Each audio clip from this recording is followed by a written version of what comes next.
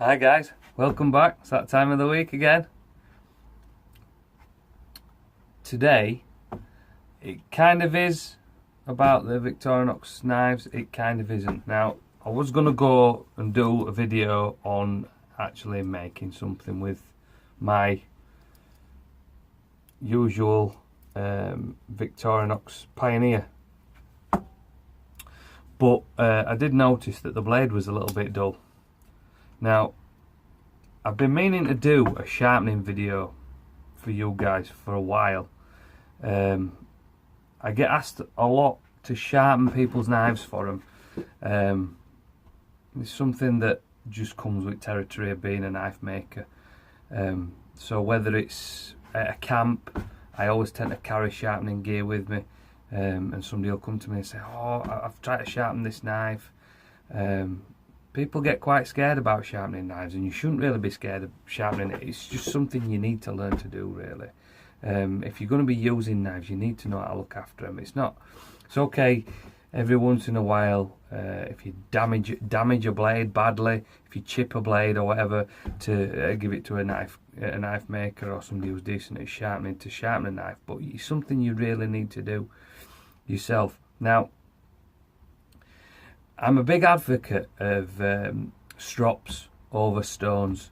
I see a lot of people jumping straight away into grabbing a felt knife and a DC4 ceramic sharpener or a diamond sharpener and just, you know, hammering away at the knife as soon as it gets a little bit dull. Now, if that's what you want to do, that's fine. I don't personally do that. I'd rather strop a knife and keep it stropped than hit it with a stone.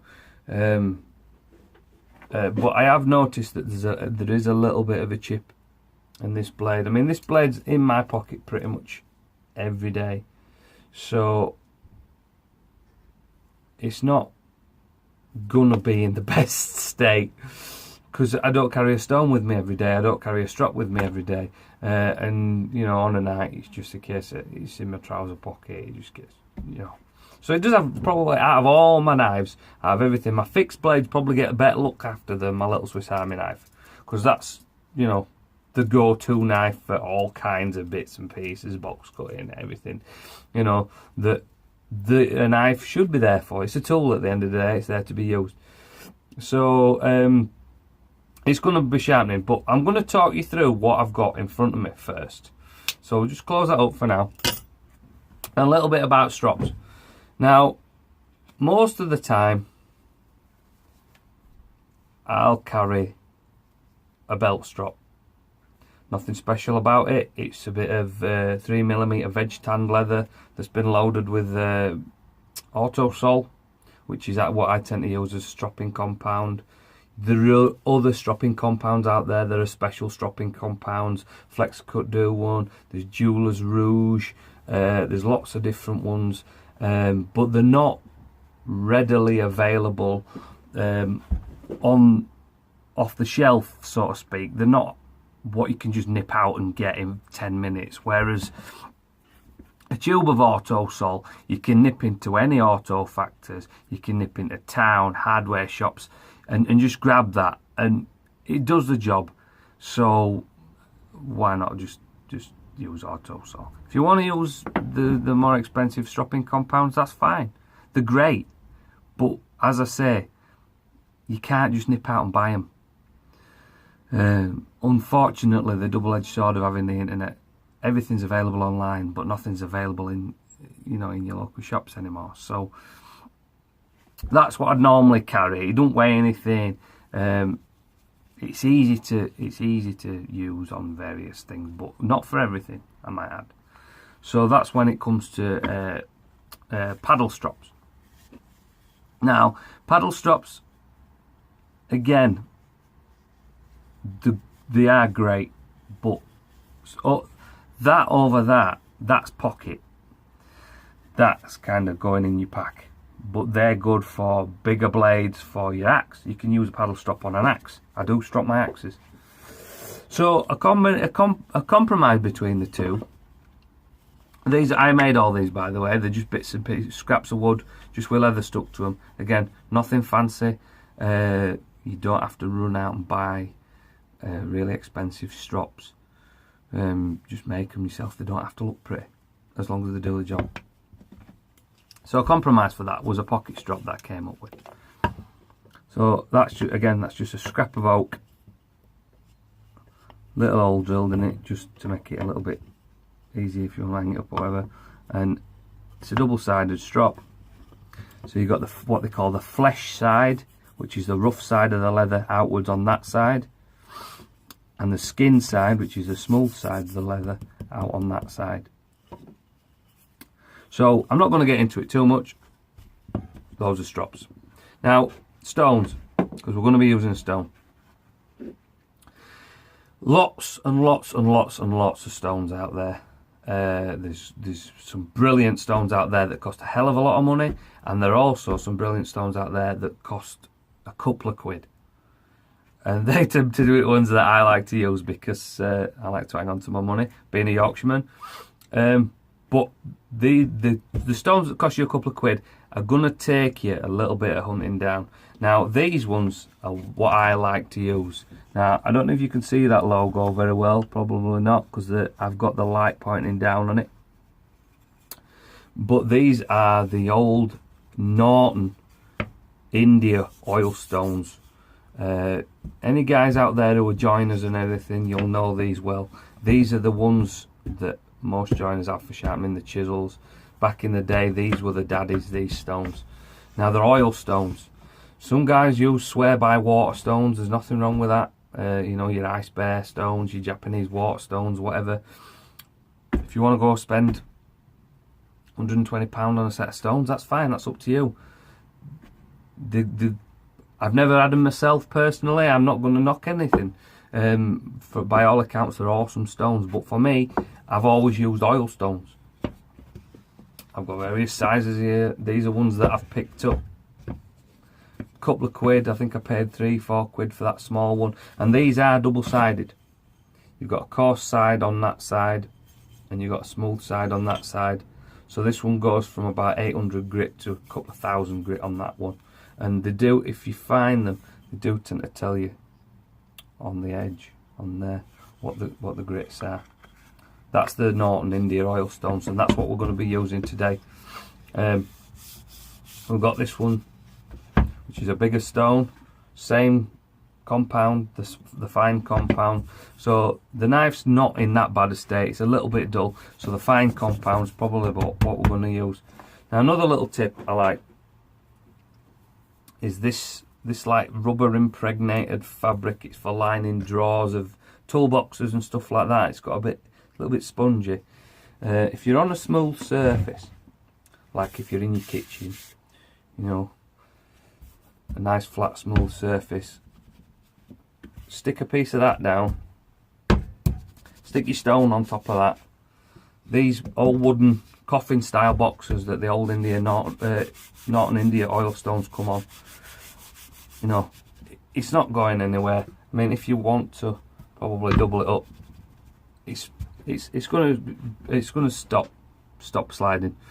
You can, if you want to, you know, back it up against something, but I find that works quite well. And for a small stone like that one, and that, and your paddle, your belt strap, you know, you get into a point where wrap all that together, stick it in a side pouch on your pack, and you've got a system there to look after your blades. And it, you know, you put, yeah, it's not lightest thing in the world. It's a damn sight heavier than the DC4, I know that, but I'd rather carry that kind of stone, personally.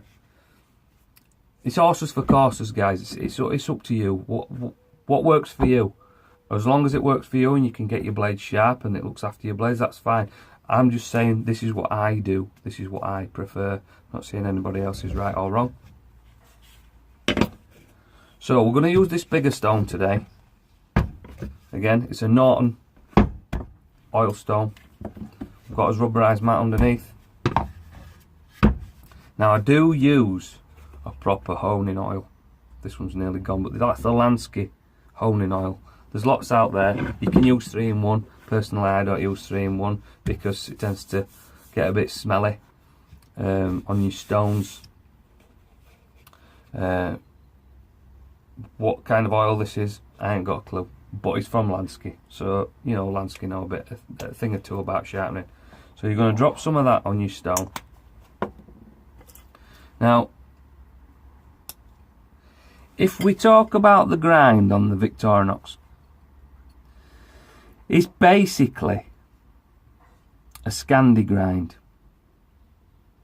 but on a very small scale. So you shouldn't be scared to sharpen these. At the end of the day, your knife's going to get dinged up, it's going to get scratched, it's going to get dull. So you just have a go at sharpening it. Just keep practicing until it's sharp. You can't hurt it.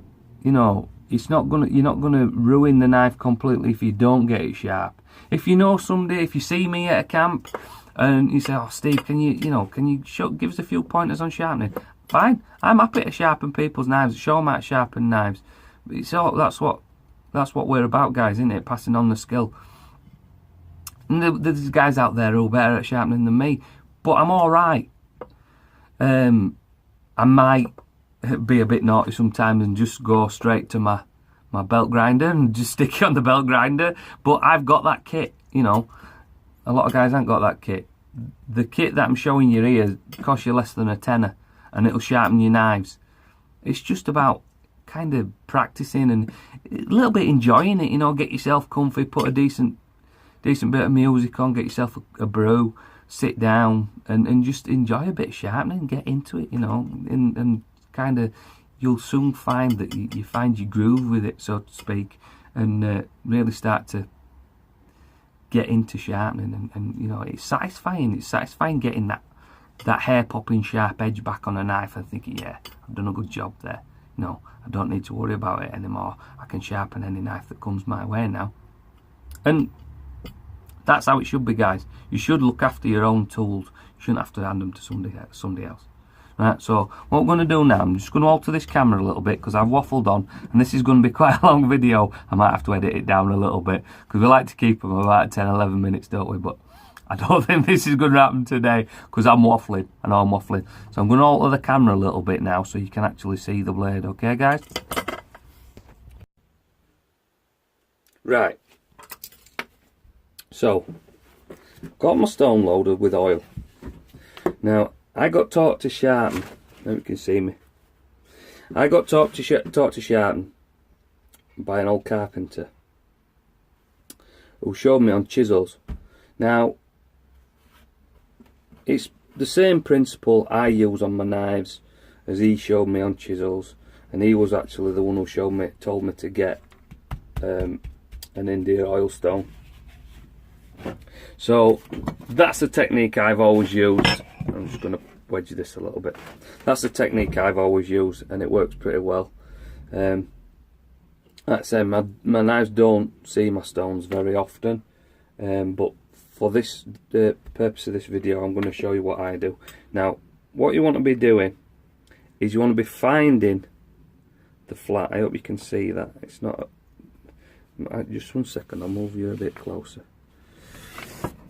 You want to be finding the flat of your grind, and what you do with that is you tilt the blade until you can see it pushing oil out, and that's when you know that you're flat. Now once you've found that bevel and you're pushing that oil out, you're not going to be able to see this, but you'll understand what I mean if you have a go.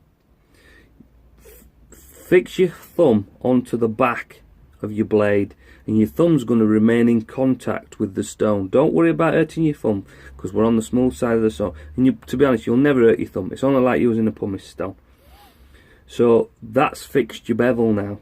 So all you're going to do is go back and forwards. Now I'm just going to do the belly and the tip of the blade because that's all that's blunt. Now if I was trying to recover a blade that was really badly damaged, I would go all the way down the blade. In fact, let's do that. So you're fixing your bevel with your thumb. Your thumb is your bevel guide, and you're going backwards and forwards. Now, I hope you can see that the oil is starting to turn black.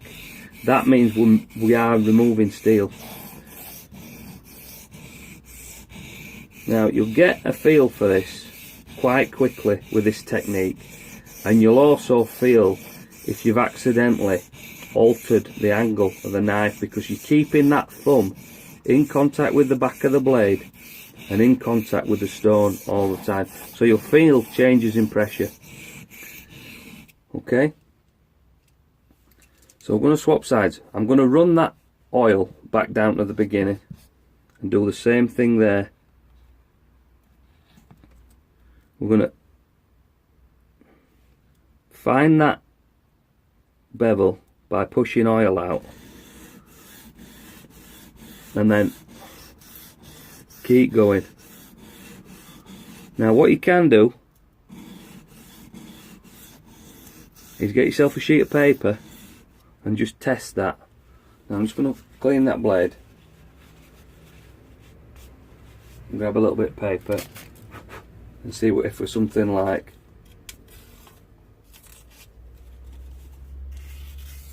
now. We're getting there, look. Now, that's not took long. Now, I'm quite good at feeling the sharpness. I'm not saying I want you guys to do this, but I'm quite good at feeling the sharpness just by using my fingers. Don't you do that. No, my hands are used to it. But what you can also do is, if it shaves a nail, it's sharp. So I'm going to say that that's sharp again now. So what we're going to do now, we've been on the stone. I'm happy with that. I'm happy with that edge has come back. It wasn't that dull, so we're okay. But that technique that I've just showed you will work if the blade's more badly damaged. You flip the stone over, use the coarser side first, get those dinks out, flip it back to the fine side, get your hone on. Get your hone on, guys. And then same principle with your strop. Now, using the paddle strop, you could use the belt strop if you're out. Personally, I quite like to use the belt strop. But with the paddle strop, again, find that bevel and just give it passes. Now, a while ago, Joe Price did a fantastic couple of videos on stropping. So I'll pop a link below to Joe's videos, sometime last year I think it was. But a couple of passes is all it needs on the strop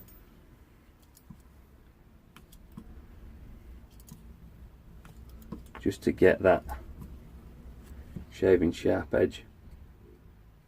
So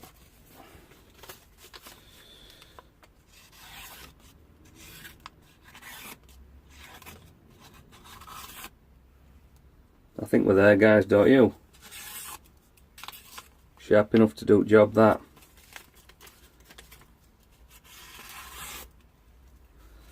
Job done. Right, where are you? Right, guys, that's all from me this week. I hope you enjoyed that. I hope it helped some of you guys out. I'm sorry it were a bit of a long video, but you know, sharpening's something that you just have to get some kit. Like I say, don't have to be expensive kit. Get down the car boot sales, the flea markets, or whatever you guys call them, second-hand shops, and look out for those old oil stones. If you find one that's got a bit of a belly in it, don't worry about that. Message me up and I'll tell you how to straighten that out, how to rectify those stones. Because even if they've got a belly in them, they can be saved. It's a little tip there for you. So guys, look after yourselves, and I'll see you next time. Uncle Beard, out.